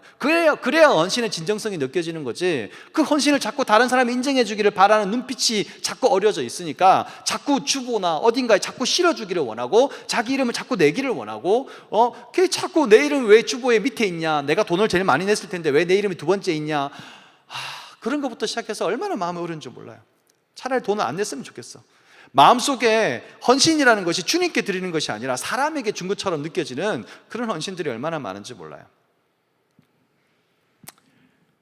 마지막 주님께 어떻게 드려야 되는가에 대한 질문을 하면 세 번째로는 복음을 위하여 드리라고 할 수 있습니다. 이것은 헌신의 방향성이라고 할 수 있겠죠. 오늘 말씀해 보면 예수님께서 그 여인이 드렸던, 그 마리아가 드렸던 그 향유에 대해서 복음이 전파되는 곳에는 이 여자가 행한 일도 말하여 그를 기억하리라 라고 말씀하고 있습니다. 우리의 가진 모든 것을 다 깨뜨리고 주님 앞에 이제 딱 드리고 나아야 돼요. 이렇게 나아가고 드려야 돼요. 그리고 다른 사람을 의식하거나 다른 사람에게 잘 보이기 위해서 하는 것도 중단해야 된다고 말씀드렸습니다. 그리고 이제 마지막으로 교회 전체가 다 달려들고 그렇게 방향성을 잡아야 되는 것이 복음을 위하여 사용되어야 된다. 우리의 몸과 우리의 시간과 우리의 물질, 우리 모든 드리는 것들이 복음을 위하여 사용되어지는 그런 헌신과 드림이 되어야 된다는 것이죠. 정말로 이 부분은 정말로 우리가 하나님 앞에서 잘 생각해야 됩니다. 복음을 위하여 드리는 것이 뭔지에 대해서 많은 고민이 필요하고 논의가 필요하고 또 기도도 필요할 것 같아요. 그래서 한 가지 유혹에 빠지기 쉬운 것은 많은 교회들이 개교회 위주로 가거나 교회의 어떤 건물을 증축하거나 교회의 어떤 시설을 확충하는 데 돈을 많이 쓸 수 있죠. 그것도 필요하다고 생각합니다. 거기에 이제 사람들의 의견이 나눠질 수 있는 거예요. 우리가 이 건물을 가지는 것이 옳은가? 아니면 이 건물을 유지하고 우리가 다른 여러 가지 선교 일을 하는 것이 마땅한가? 이런 어떤 질문들을 하게 되면 갈등이 생기죠. 그러니까 만일에 이 본당에 스피커를 사고 싶다. 저는 사고 싶어요. 스피커를 사야 된다. 예를 들면 1억짜리 시스템을 살 것인가, 2억짜리 시스템을 살 것인가, 3억짜리 시스템을 살 것인가, 아니면 그 이상을 살 것인가, 아니면 그냥 이대로 할 것인가. 어떻게 생각하세요, 여러분?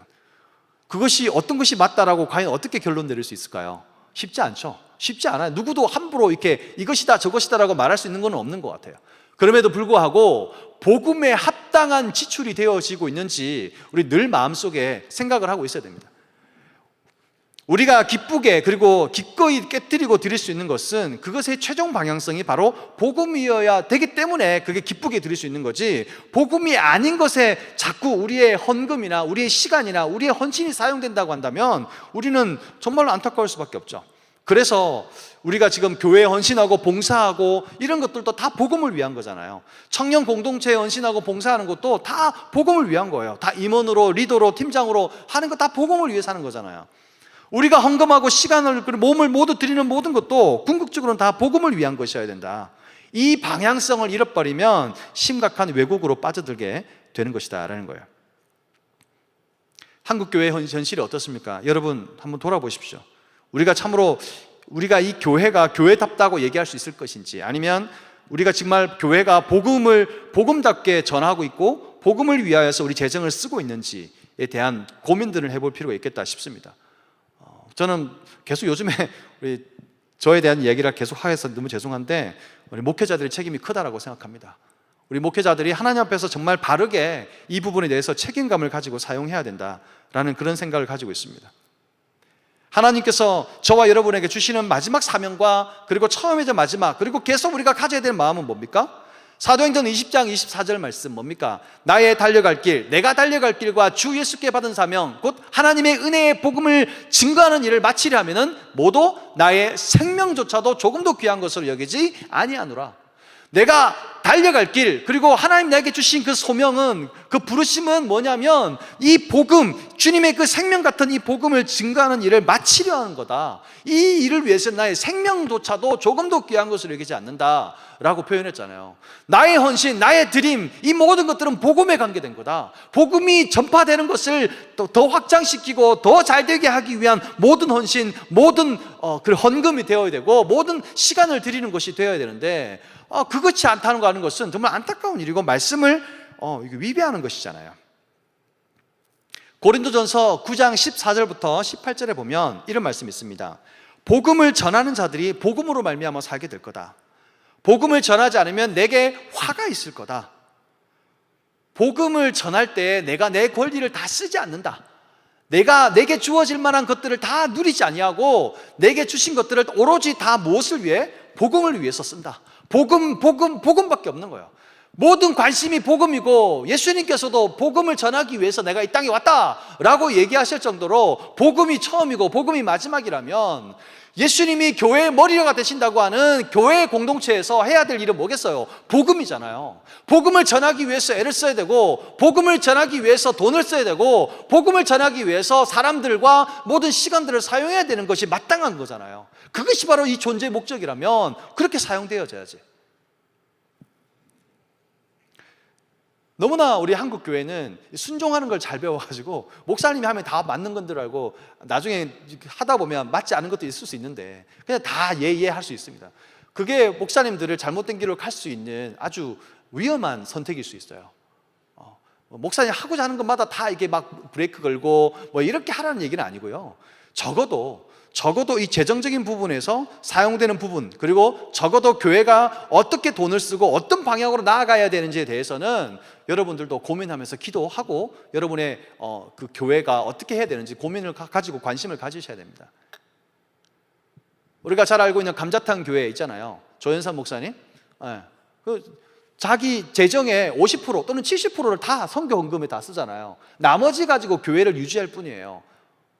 그게 가능하다는 얘기는 다른 교회도 할 수 있다는 얘기거든요. 충분히 할 수 있는 거예요. 그게 우리 한국 교회에 놀라운 반향을 불어왔잖아요. 근데 그 뒤로는 별로 소식이 없는 것 같아요. 점점 사람들이 마음속에 내가 헌신하고 드리는 것이 정말 복음을 위해서 애쓴다. 청년들 마음속에 그런 거 있지 않아요? 내가 지금 힘들어서 200만 원 벌었는데 11조 20만 원 내는 게 너무 아깝지 않아요? 왜 아까워요? 이 20만 원이 하나님 나라를 위해서 잃어버린 영혼이 돌아오게 하기 위한 복음을 위해서 쓰여진다라고 하는 믿음과 확신이 든다면 20만 원이 아깝겠어요? 30만 원도 내고 40만 원도 낼 수 있잖아요.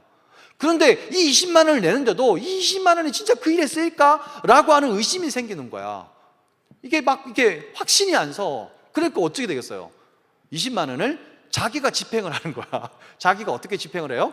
다른 사람에게 보내. 교회에 안 내고. 그런 유혹에 당할 때가 얼마나 많아요. 저는 그게 바람직하지 않다고 생각해요. 그게 잘못됐다고 봅니다. 그런데 그럴 수도 있겠다 싶은 마음도 들어요. 여러분 마음속에 그런 마음이 있다면 진정으로 기도해야 됩니다.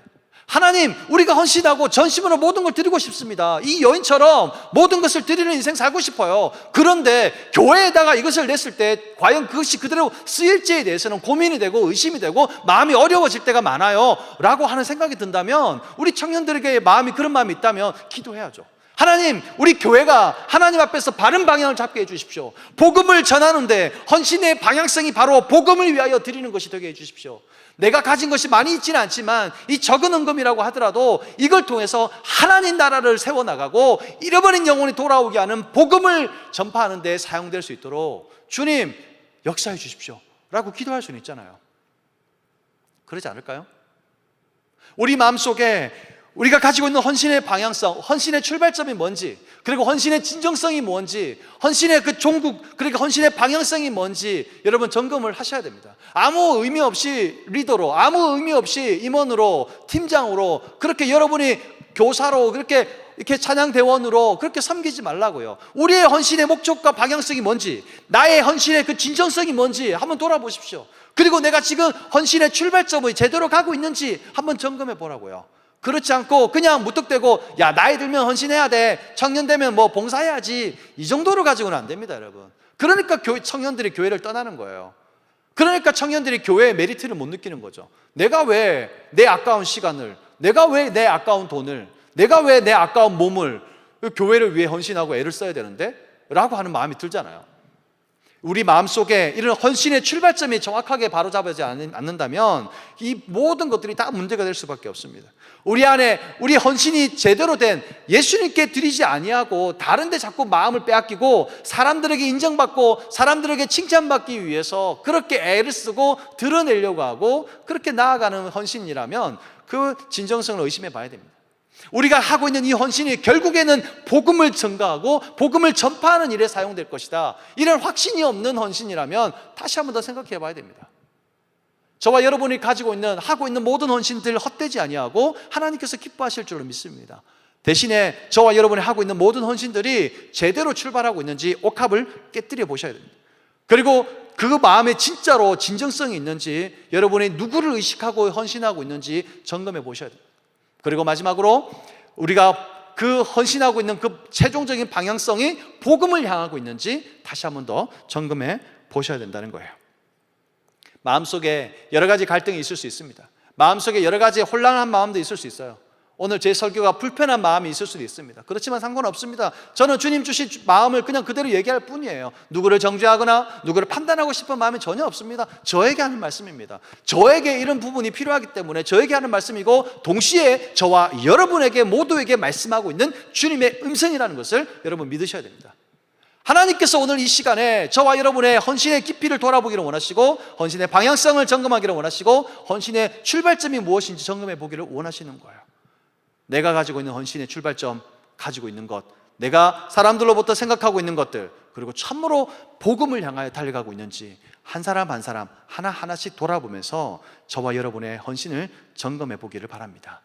내 안에 있는 가장 귀한 것, 아무리 작은 거라고 하더라도 주님 앞에 드리는 것, 그렇게 어려운 일이 아닐 수 있습니다. 그러나 참으로 어렵기도 합니다. 주님이 누구신지 알지 못하고 그 헌신의 출발점이 잘못된다면 나를 위한 헌신, 나를 위한 모든 헌신이 되고 말 것입니다. 그래서 복음을 위하여 드려지지 아니하고 나를 위하여 드려지는, 나를 유익하게 하는 헌신이 될 뿐입니다. 무서운 말일 수 있습니다. 여러분, 젊었을 때, 청년의 때 이 말씀을 여러분 마음에 새기시고 여러분의 헌신들의 방향을 자로잡고 바로 잡고 나아갈 수 있도록, 그래서 여러분의 마지막에는 후회 없는 삶을 살기를 바랍니다. 하나님, 나의 헌신을 방해하는 것을 깨뜨리게 하여 주시옵소서. 나의 헌신의 진정성이 내가 아니라 주님이 되게 해 주십시오. 나의 헌신의 방향성이 내가 아니라 복음이 되게 해 주십시오. 그렇게 결단하고 나아가는 저와 여러분의 삶이 되시기를 주의 이름으로 축원합니다. 아멘. 우리 함께 찬양하고 기도하겠습니다.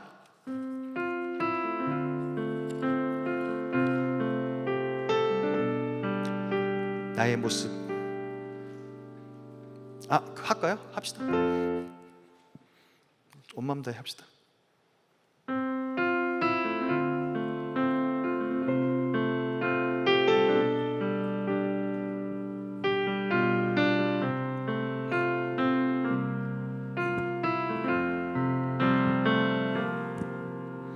주님과 함께하는 이 고요한 시간, 주님의 보좌 앞에 내 마음을 쏟네.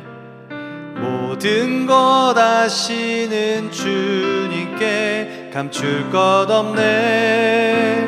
내 맘과 정성 다해 주 바라나이다. 다시 한 번 더. 주님과 함께하는 이 고요한 시간, 주님의 보좌 앞에 내 마음을 쏟네. 모든 것 아시는 주님께 감출 것 없네. 내 맘과 정성 다해 주 바라나이다. 온 맘 다해 사랑합니다. 온 맘 다해 주 알기 원하네. 내 모든 것, 내 모든 삶 주님 것이니, 주님 것이니 주만 섬기리. 온 맘 다해, 온 맘 다해, 온 맘 다해 사랑합니다. 사랑합니다. 온 맘 다해 주 알기 원하네. 내 모든 삶 주님 것이니, 주님 것이니 주만 섬기리. 온 맘 다해. 나 염려하잖아도, 나 염려하잖아도 내 쓸 것 아시니. 나 오직 주의 얼굴 구하게 하소서. 다 이해할 없을 때라도 감사하며 날마다 순종하며 주 따르오리다. 한 번 더 고백합니다. 나 염려하잖아도, 나 염려하잖아도 내 쓸 것 아시니. 나 오직 주의 얼굴 구하게 하소서. 다 이해할 수 없을 때 때라도 감사하며 날마다 순종하며 주 따르오리다. 온 맘 다해 온 맘 다해 사랑합니다. 온 맘 다해 맘 다해 주 알기 원하네. 내 모든 삶 주님 것이니 주님 것이니 주만 섬기리 주만 섬기리. 온 맘 다해 온 맘 다해 온 맘 다해 사랑합니다. 온 맘 다해 다해 주 알기 원하네. 내 모든 삶 주님 것입니다. 주님 것이니 주만 섬기리 주만 섬기리.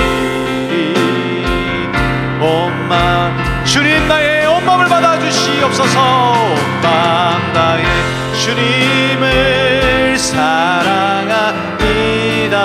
온 맘 다해 주 알기 원합니다. 주 알기 원하네. 내 모든 삶 주님 것이니 주님 것이니 주만 섬기리. 온 맘 다해 온 맘 다해 나의 생명을 드리리. 나의 생명을 드리니 주 영광 위하여 사용하옵소서. 사용하옵 내가 살아가는 동안에 내가 사는 날 동안에 주를 찬양하며 기쁨의 제물 나의 생명을 드리니.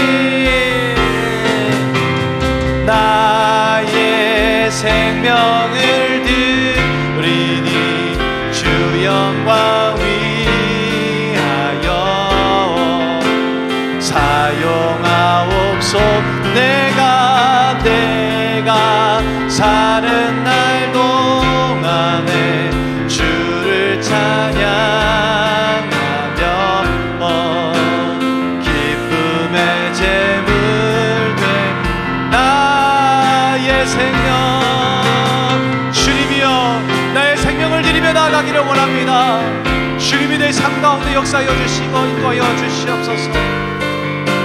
사용하여 주시옵소서. 주님 사용하옵소서. 내가 사는 날 동안에 주를 찬양하며 기쁨의 제물 나의 모든 것이 되시는 주님을 바라보기를 원합니다. 오늘 이 시간에 주님 역사하여 주시고 하나님 앞에 나아가는 믿음을 주시옵소서.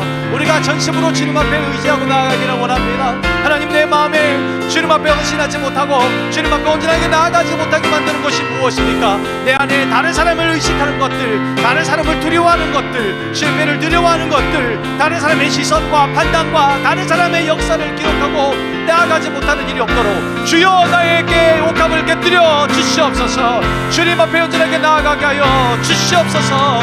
주님이 역사하여 주시옵소서.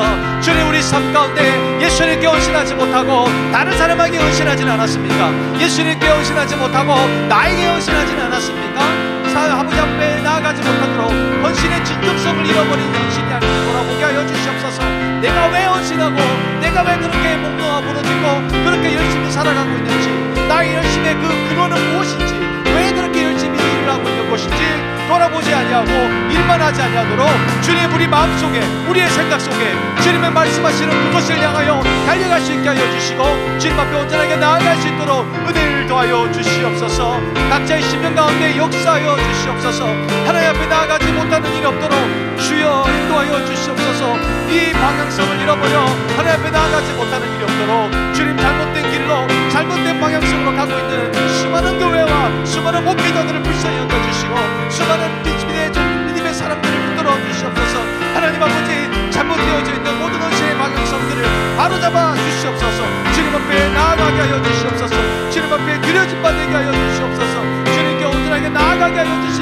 하나님 앞에 온전하게 드려지게 하여 주시고 하나님 귀하게 쓰시며 귀하게 받으시는 귀한 헌신이 될 수 있도록 주여 우리의 헌신을 받아 주시옵소서.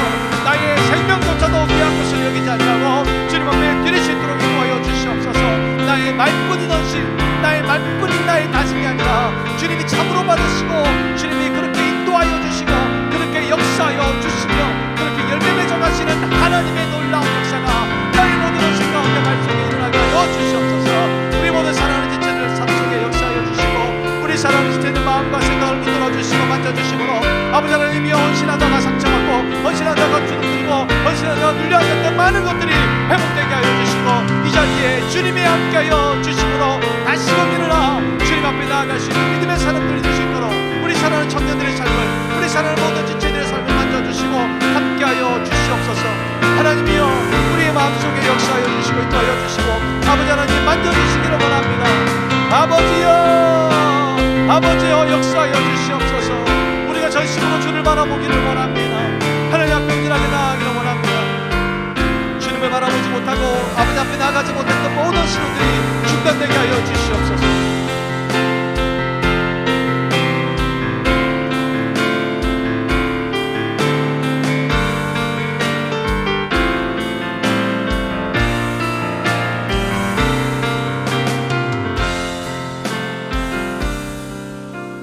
오늘 이 시간에 기도할 때 여러분, 오늘 이 시간에 여러분 간절하게 좀 기도하시겠습니까? 여러분 마음속에 헌신하지 못했던 것들이 걸림돌이 있지는 않았습니까? 사람들이 나를 어떻게 생각할까? 너가 어떻게 헌신할 수 있니? 라고 하는 판단과 정죄함이 있을까 두려워하지 않았습니까? 헌신의 출발점부터 다른 사람이 되진 않았냐고요.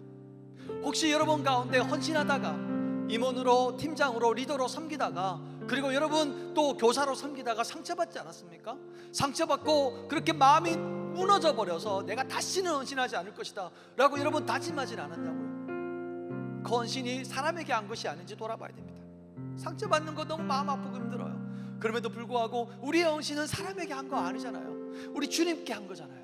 우리 헌신을 다시금 바로잡아 주시고 주저앉아 있고 상처 때문에 힘들어하는 헌신하다가 상처받았던 모든 사람들을 위로해 주도록 여러분 생각나는 분이 있다면 기도하시고 여러분 자신이 그러한 분이라면 여러분 그것을 놓고 기도하십시오. 주님, 이것이 주님께서 원하시는 모습이 아닐 텐데 주님 이 헌신의 모습을 다시금 바꾸어지게 하여 주시고 주님 나의 모든 헌신이 주님께 드림받게 하여 주시옵소서. 나의 모든 헌신이 하나님 말씀 복음이 전파되는 일에 사용되게 하여 주시옵소서. 주님 나의 모든 헌신을 바로잡게 하여 주시고 나의 주저앉아있던 모든 것들을 일으켜 주시옵소서. 우리 합심해서 한 번 더 기도하겠습니다. 주여 역사하여 주시옵소서. 주여 나의 헌신과 나의 주님 앞에 드림이 어디에 있는지 돌아보게 하여 주시옵소서. 주저앉아있고 상처받아있고 눌러앉아있는 삶이 아닌지 돌아보게 하여 주시옵소서. 아버지 앞에 나아가지 못하는 일이 지나는지 돌아보게 하여 주시옵소서. 헌신의 출발도 못하고 있지는 않았는지 내 스스로를 돌아보게 하여 주시고 아버지 앞에 나아가지 못하고 주저앉아 있으며 하나님 앞에 나아가지 못하는 안타까운 일이 있지 않은지 나의 삶에 나의 모든 심령에 돌아보게 하여 주시고 아버지 하나님 임원으로 리더로 팀장으로 교사로 찬양대원으로 여러가지 많은 일에 헌신하고 나아갈 때에 내가 왜 일을 해야 되는지 내가 왜 이렇게 나아가야 되는지 이유도 알지 못한 채 나아가진 않았는지 그리고 누군가가 한마디 할 때에는 너무나 마음이 상하고 속상해서 다시는 이 일을 하나 봐라 그런 마음들이 그렇게 가지지 않았는지 판단하고 정죄하고 그렇게 실어버리는 헌신의 모습은 아닌지 돌아보게 하여 주시옵소서. 우리의 헌신의 방향성과 우리의 모든 최종의 목적이 바로 복음이 아닌지 예수님이 아닌지 돌아보게 하여 주시고 아버지 앞에 온전하게 헌신하고 나아갈 수 있도록 주여 역사하여 주시옵소서. 이 시간에 우리 사랑하는 지체들의 마음을 어루만져 주시옵소서. 아버지 하나님 만져 주시옵소서. 만져 주시옵소서. 만져 주시옵소서. 회복시켜 주시옵소서. 다시금 일어나게 하여 주시옵소서. 다시금 회복되게 하여 주시옵소서. 하나님의 사랑으로 거듭날지어다. 일어날지어다. 회복될지어다. 하나님의 능력으로 힘입을지어다. 다시 한번 헌신하고 아버지 앞에 온전하게 나아가는 믿음의 사람 주님의 사람이 될 수 있도록 주여 우리를 주님의 이름으로 불러 주시옵소서. 우리의 옥탑을 깨뜨려 주시옵소서. 주님 우리가 방향성을 제대로 잡게 하여 주시옵소서. 주님을 기쁘게 하는 것이 되게 하여 주시옵소서. 주님이 받으시는 예배가 되게 하여 주시옵소서. 주님이 받으시는 헌신이 되게 하여 주시옵소서. 주여 역사하여 주시고 인도하여 주셔서 우리 마음과 심령 가운데 임하여 주시고 아버지 하나님 함께하여 주시옵소서. 우리가 주님 앞에 생명을 다드리기를 원합니다. 하나님 나의 모든 것을 주님 바치기를 원합니다. 아버지 하나님 인도하여 주시고 역사하여 주시고 함께하여 주시옵소서. 우리가 주님 앞에 드리기를 원합니다. 나의 생명을 들고 나아가고자 합니다. 나의 달려갈 길과 주 예수께 받은 사명 곧 하나님 은혜의 복음을 증거하는 일을 마치려 함이는 나의 생명조차도 용기요 귀한 것을 여기지 아니하구나.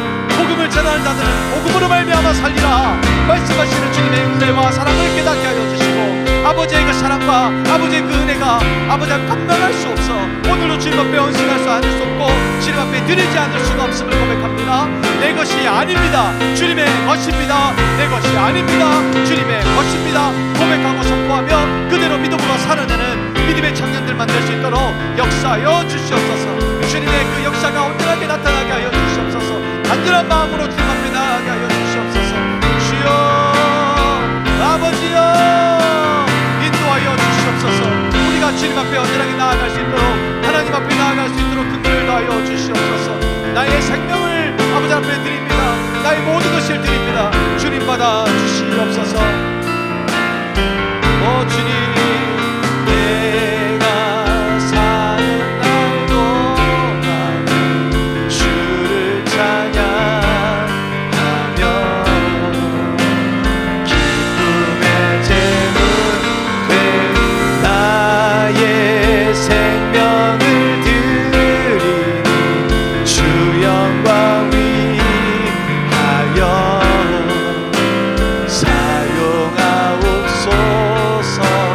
내가 사는 날 동안에 주를 찬양하며 기쁨의 제물 나의 생명을 드리니 주 영광 위하여 주님 사용하여 주옵소서. 사용하옵소서. 내가 사는 날 동안에 사는 날 동안에 주를 찬양하며 기쁨의 나의 생명을 주 영광 위하여 주 영광 위하여 사용하옵소서. 사용하옵소서. 내가 살아가는 동안에 날 동안에 주를 찬양하며 기쁨의 제물 우리가 진 이 모든 것을 우리가 진 이 모든 것들을 다 주께서 우리에게 주시었네. 몸밖에 드릴 것이 없으니 내 삶을 받아 주소서. 한 번 더. 우리가 진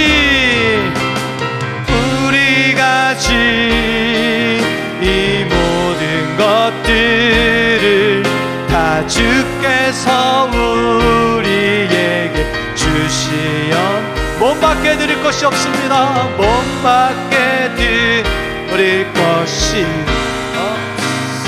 없으니 내 삶을 받아 주소서.